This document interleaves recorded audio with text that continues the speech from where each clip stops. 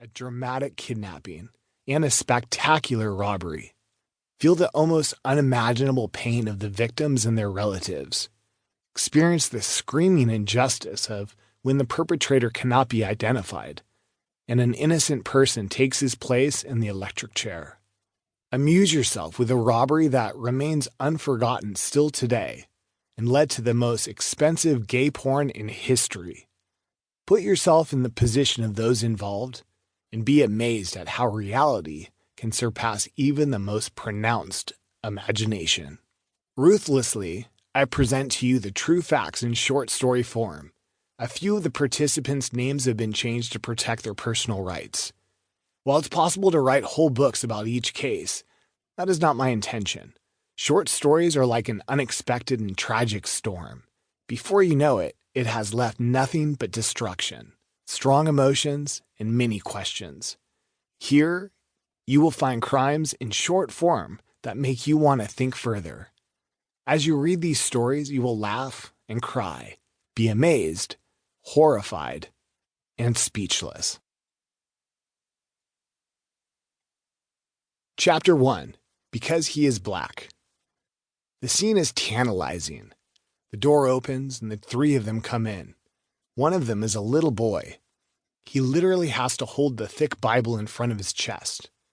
Without the firm grip of the two guards pushing him forward, the child would probably break down. His whole body trembles. Tears run down his cheeks. His lips shake. For this is supposed to be his last walk. The electric chair awaits George Stinney Jr.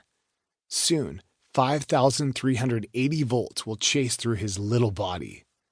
Following a frighteningly cold routine, the 14-year-old boy is placed on the execution machine. He whines, cries, and begs the men around him to let him go.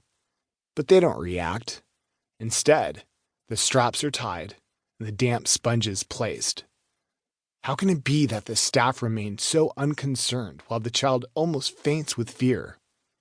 When everything is in order, they cover his face with a cloth, tied up because the execution witnesses are supposed to be prevented from seeing excessively gruesome scenes. It is often said that in one's last moments he sees his whole life flash before him.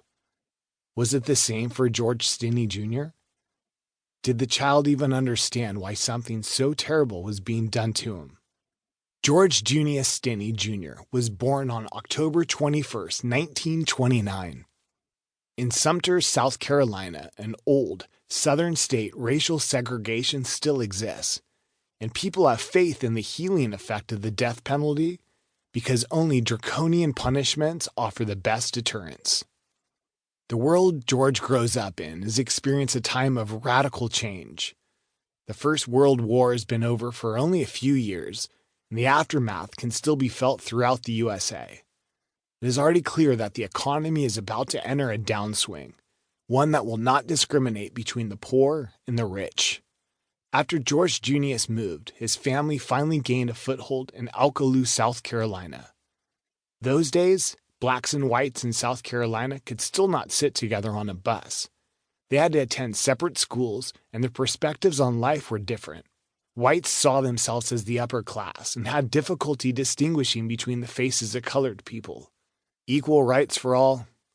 Such thoughts are so far away. Rather, the colored are seen as unsophisticated, drive-controlled, and essentially evil.